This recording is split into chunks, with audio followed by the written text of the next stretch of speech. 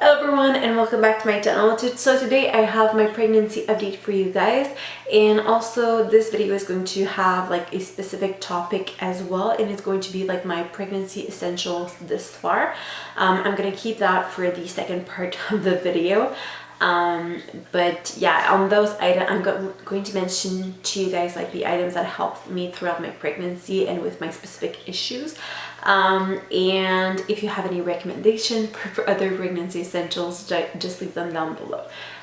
So now I'm gonna get started with like how I've been doing in the last month and a little bit all about that. So I am currently 30 weeks pregnant. I am still working for another week and a half.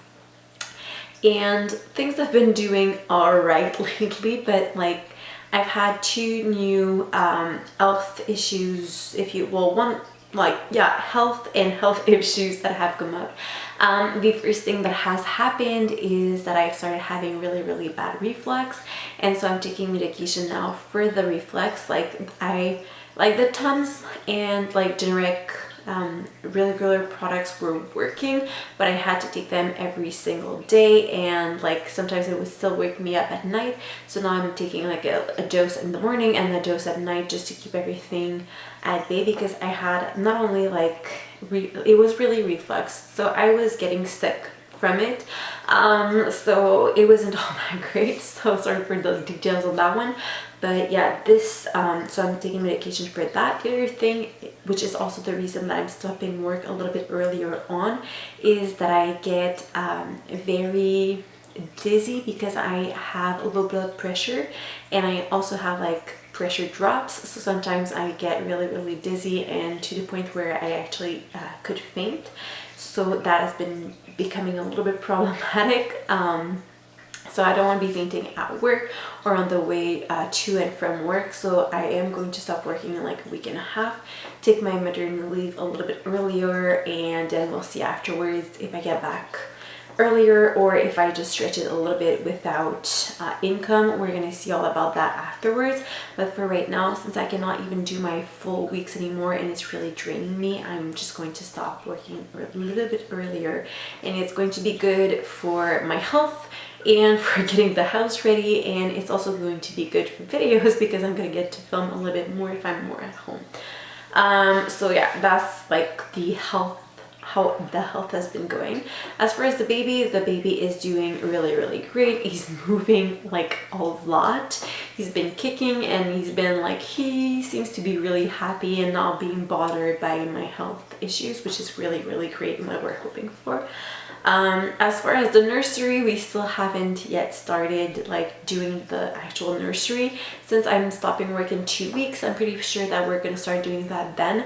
We have purchased the crib and the changing table with the macless. We have a few of the, like most of the pieces that go in the baby's room have been bought this far. We're also starting to pick a few pieces here and there, like of clothing and other baby essentials. We still haven't had our shower, so we don't want to purchase too many items just because we know that there are a few things that we might get from then. We have bought the stroller. It still hasn't arrived yet, but we have bought it. We didn't get this.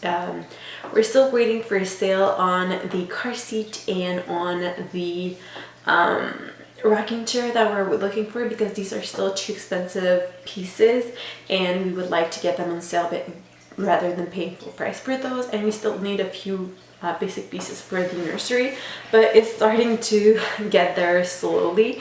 I am really looking forward to like actually putting the nursery together, which will happen within the end of September. So in the next update, I'm actually going to be able to do a reveal on the nursery.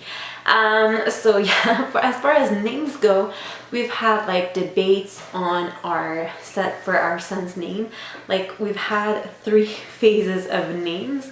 One of our biggest issues as far as name goes is that we want it to be easy to say in French and in English, because we live in a French province. We live in Quebec, and but we also want it to be easy in English because my name is a real pain in English. My name is Mylène, and it's not something I can easily say in English. So for that reason, I would like my son's name to be able to be said in English without like too many issues.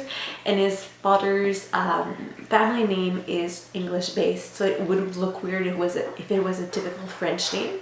So we would like a name that fits into both categories. So like so far the two names that we are like lately, the two names that we've been really liking are Aiden and Jaden. Like I personally prefer Jaden over Aiden, and my boyfriend prefers Aiden over Jaden. So we're still debating on which of these two we would use for our son. We've like the other names that we've had in the past, like I've thought of in the past, that like stuck for a little while were Tyler, and then before that we were going for either Dylan or Ryan. But we like over time we like pushed those names to the side, and now we're sticking to Aiden or Jaden. We don't know yet which one we're going to take, but like we still have 2 months to figure it out. I'm going to insert a picture of what my belly looks like right now, just because I tried with the setup with the camera how it is right now, and it really, like, it won't do it justice at all. It made my belly look really small, and it's actually quite large for 7 months. But yeah, I'm going to show you guys like a picture of what it looks like currently. So I'm not going to move on into, as I mentioned in the beginning of the video, I'm not going to move on into the pregnancy essentials that I had or products that made my pregnancy better for me. I'm not saying that these are like absolute must-haves, but they have been must-haves for me personally. So I have my notes on my cell phone because I was writing them down. There are like obvious items, things that I'm not going to talk about, such as like your prenatal vitamins and stuff like that. But the other things that I was like taking or using that made me kind of happy while I was pregnant. So I'm going to go into like the general category and then the more like targeted specific items for a certain issue. The first thing that I am that I have loved throughout my pregnancy is a body pillow. So mine is just a regular huge like 4 feet long pillow. It is really beaten to death at this point because I've had that pillow for years, like 4 or 5 years, and it's just that like while I'm pregnant, it really helps because I can put it between my legs, and I really have like pain in like my inner thighs, and so that just helps like my thighs not being squished while I'm sleeping because I'm a side sleeper. And anyways, with the pregnancy, that's pretty much the only way that you can actually sleep. And it also just is comfy and also supports a little bit like the belly and the boobs and all that. So that is my first must-have for a good night's sleep, is a like any type of like large pillow. I didn't go out and buy a special one for my pregnancy. I know that there are special ones available out there. They might actually be like the best invention ever. I don't know, because that's not the ones that I got.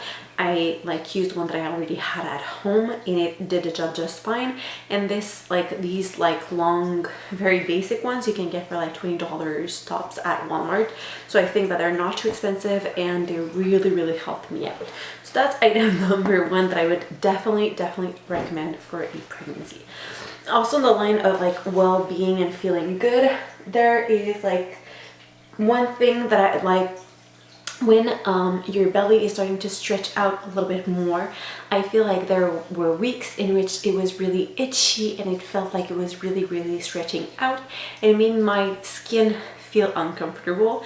And I found out that what helped me the most was like argan oil was really something that helped, and that I preferred more oily type products over cream type products. So I had a little bit of argan oil remaining that I used on my belly. That worked great.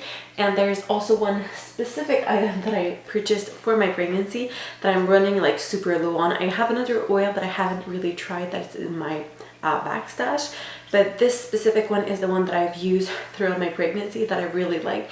It's from Attitude. They're a Quebec branch. They're based in Quebec, I believe, and this is the Blooming Belly line. It's a natural stretch oil, and it has almond oil and argan oil. This brand is like they're calling it like with worry-free ingredients, and it's hypoallergenic. It is like very conscious of the environment. It's cruelty free, it's vegan. It is like the type of the brand like grows trees out for the trees that they're taking out and stuff like that. It's really like an eco-friendly brand, and I've been really enjoying the product. It is in a like jelly consistency. I'm gonna just take a little bit out. It has like a jelly type consistency, but like when you blend it in, it's really like an oil turned into kind of a gel. It is really comfortable on the belly, and it is really rich, but it does sink in into your skin, and then you don't really feel it anymore. And I apply it before going to bed, and I really love it, and I highly recommend it. I think it was like $10 Canadian, so it's really not that expensive, and I've been using that bottle for at the very least the last 3 months. That's the only thing that I use on my belly or on my boobs or like any part that can get a little bit stretched over time. I am lucky enough that at this point I don't have any stretch marks. I cannot tell that it is because of the product. I think there's a lot that has to do with genetic into stretch marks, but for me it's really about the comfort that I gave. That's why I'm recommending it out. Still in the comfort department, one other thing that has helped is baths, especially in the last month. Like I'm starting to have aches all over my body, and then my inner thighs, as I mentioned, when I'm walking, and like my lower back and stuff like that. And one thing that has been helping is taking like baths that are like semi-warm, not completely warm, but another specific item that I like to throw into my bath are Epsom salts. These are just like the basic generic brand from Shoppers Drug Mart. Any brand will do. These don't even have anything special in them, like incense or anything like that. I sometimes add a little bit of essential oils or just a little bit of like other bath products to mix in. I know that Epsom salts are more potent when you are not mixing it in with other stuff, but I sometimes like to have the extra feeling of warmth and stuff like that. So sometimes I just add a little bit of bubble bath and stuff like that. But Epsom salts overall just help like with your body aches, and it just soothes everything.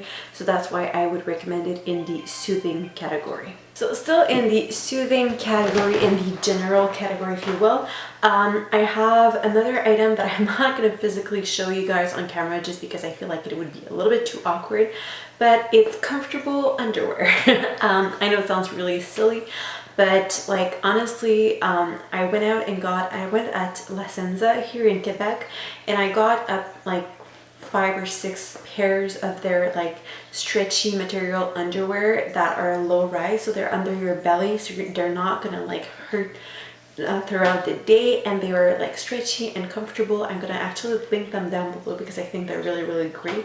They're not overly expensive either, and I think that they were such a good buy just because of how they feel on me like afterwards. On that same line, I think that buying a few basic, I think I think everyone knows that, but like going out and getting a few basic pieces that are like pregnancy pieces like of clothing actually is a good thing. Like on top, like for my tops, I mostly still wear the items that I wore before I got pregnant, but especially for pants and stuff like that, you need something that is going to be stretchy at the waist, because otherwise it's really uncomfortable.